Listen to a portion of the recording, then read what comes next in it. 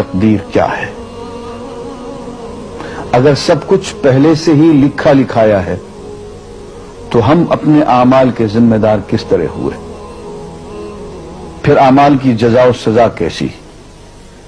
پھر جنت و دوزخ کے کیا معنی؟ وضاحت فرمائے۔ بھئی سچی بات یہ ہے کہ اس سوال نے ایک عرصے تک مجھے بھی ستائے رکھا، اور میں سوچتا رہا کہ اگر واقعی اللہ تعالیٰ نے پہلے سے ہی سب کچھ لکھ دیا ہے کہ میں اتنے بج کر اتنے منٹ میں بیٹھ کے یہاں پہ ایک لیکچر دوں گا، یہ تقریر کروں گا، اتنے بج کر اتنے منٹ میں نماز پڑھوں گا، اتنے بج کے اتنے منٹ میں فلاں کو گالی دوں گا، فلاں کو تھپڑ ماروں گا، یہ پہلے سے ایک میرا شیڈول مرتب ہے اللہ کے یہاں، لکھا لکھایا پروگرام چھپا چھپایا موجود ہے، میرے کا قصور؟ تو لکھنے والے کا قصور ہے؟ بات تو خطرناک ہے نا، بات تو خطرناک ہے نا۔ تقدیر کیا ہے؟ عربی میں اس کے لیے ایک لفظ لکھا جاتا ہے دینی کتابوں میں، علم اللہ السابق، اللہ کا علم جو پہلے سے اسے حاصل ہے۔ اللہ کو معلوم ہے کہ آج میں اتنے بج کر اتنے منٹ پہ اپنی مرضی سے، اپنے ارادے سے، اپنی آزادی فکر اور آزادی عمل پہ، عمل سے کام لیتے ہوئے یہ کام کروں گا۔ اب بھائی کام تو میں اپنی مرضی سے کر رہا ہوں، اپنی آزادی سے، اپنے ارادے سے کر رہا ہوں، لیکن اتنی سی بات تو مانو کہ اللہ تعالیٰ علام الغیوب ہے، علیم بذات الصدور ہے۔ مجھے اپنے بارے میں پتہ نہیں ہے کہ کل 10:10 پہ میں کیا کروں گا، اس کو پتا ہے۔ مجھے اپنے بارے میں پتہ نہیں ہے کہ میں 10 سال کے بعد کہاں ہوں گا، کیا کر رہا ہوں گا، فلاں بج کے فلاں منٹ، اس کو پتا ہے۔ اس کو میرے آزادانہ، خود مختارانہ، فری ول کے ساتھ کیے ہوئے اعمال کا پتہ ہے کہ میں اپنی مرضی سے، اپنے فری ول کے ساتھ، اپنے ارادے سے اتنے بج کر اتنے منٹ پہ کیا کروں گا۔ یہ اس نے اپنے ہاں لکھ رکھا ہے، اس لیے کہ اس کو پوری کائنات کا نظام چلانا ہے۔ اس کا علم جو ہے وہ صحیح ہے، لیکن اس کا علم میرے ارادے سے نہیں ٹکراتا ہے۔ یہ بات میں ایک مثال سے سمجھاؤں گا۔ میرے ساتھ ایک واقعہ پیش ہو گیا، اس دن مجھے تقدیر سمجھ میں آ گئی کہ ہوتی کیا۔ 1971 کی بات ہے کہ یہاں اکاؤنٹنٹ جنرل آفس میں میں ڈپٹی اکاؤنٹنٹ جنرل تھا۔ اس زمانے میں ایک مشہور نجومی تھا شیخ صادق، یہاں قلعہ گزر سنگھ میں رہتا تھا، وہ پتہ نہیں بیچارہ زندہ ہے یا فوت ہو گیا۔ انہوں نے دروازہ کھولا، میرے کمرے میں آ گیا۔ کیا صاحب، ہم آپ کی خدمت کرنا چاہتے ہیں، ہم آپ کو مستقبل کے بارے میں کچھ بتانا چاہتے ہیں۔ میں نے کہا میرے پاس فضول باتوں کے لیے وقت نہیں ہے، میں علم نجوم وغیرہ کو، اس قسم کے یہ فضول باتوں کو میں نہیں مانتا ہوں، مشغول آدمی ہوں، ان چکروں میں مجھے مت ڈالو۔ انہوں نے کہا سر مجھے صرف 1 منٹ تو آپ دے دیں۔ میں نے کہا ہاں 1 منٹ دیتا ہوں۔ اس نے ایک بہت بڑا کاغذ میرے سامنے لکھا جس پہ 40 خانے بنے ہوئے تھے، 40 چیزوں کے نام لکھے ہوئے تھے،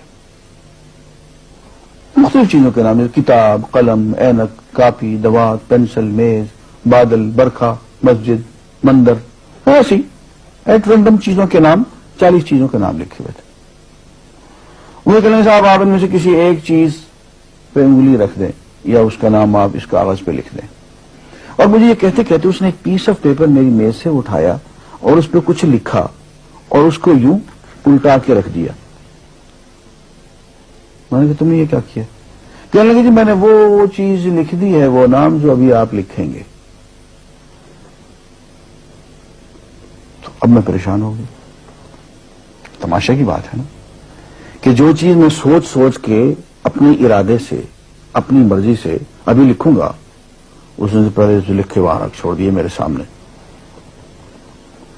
اب میں سوچ میں پڑ گیا کہ یار وہ چیز لکھوں جو اس نے نہ لکھی ہو۔ کبھی میں اس کا ارادہ کروں، کبھی اس کا ارادہ کروں، میں تنگ آ کے آخر میں نے کسی ایک چیز کو لکھ دیا، میری یہ ہے۔ اس نے جب وہ الٹایا تو وہ وہی چیز نکلی۔ اب پتہ نہیں یہ کیا چکر تھا اس کا، خدا ہی جانے۔ کوئی اس کا علم ہوگا، کوئی فن ہوگا، کوئی تک بازی ہوگی، تک بندی ہوگی کوئی. لیکن اس دن مجھے پتا چلا کہ یار اس کو جو کچھ میں نے لکھا ہے اپنے ارادے سے لکھا ہے، اپنی مرضی سے لکھا ہے، اس سے پابند ہو کے نہیں لکھا. کبھی اس میں انگلی لگاتا تھا، کبھی اس پہ، کبھی اس پہ، آخر چپ کے ایک لکھا میں نے. لیکن اس کمبخت کو پہلے سے پتا تھا کہ میں کیا لکھنے والا ہوں، اور اس نے پہلے سے وہاں لکھ کے رکھا ہوا تھا.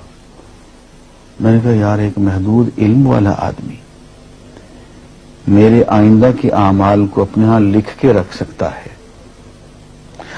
چونکہ وہ عمل میں اپنی مرضی سے کر رہا ہوں، اپنے ارادے سے کر رہا ہوں، کوئی مجبوری نہیں ہے اس میں. لیکن وہ میری مرضی والا عمل، میرے اپنے ارادے سے کیا ہوا عمل، پوری آزادی کے ساتھ کیا ہوا عمل، اس نے پہلے سے اپنے یہاں لکھ کے رکھا ہوا. یار اگر یہ انسان کر سکتا ہے تو رحمان کیوں نہیں کر سکتا؟ اس نے میرے سارے اعمال جو میں آئندہ چل کے کرنے والا ہوں، وہ سارے کے سارے اعمال اس نے اپنے یہاں لکھ کے رکھے ہوئے. اس کو انتظام کرنا ہے، میرے رزق کا انتظام بھی کرنا ہے، آگے میری زندگی، میری موت، میری قبر میں اکوموڈیشن کا پتہ نہیں کہاں کا میرے اس نے انتظامات کرنے ہیں.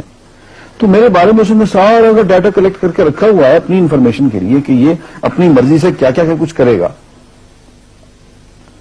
تو اس کے لکھے ہوئے ہونے سے میری مرضی ختم نہیں ہوتی، میری ذمہ داری ختم نہیں ہوتی، میرا ارادہ، میری فری ول ختم نہیں ہوتی.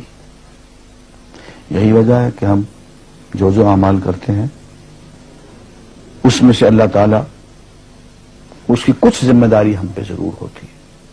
کچھ کام اللہ تعالیٰ کا ایک نظام ہے، اس میں شاید ہماری ذمہ داری نہ ہو، وہاں جبر ہو.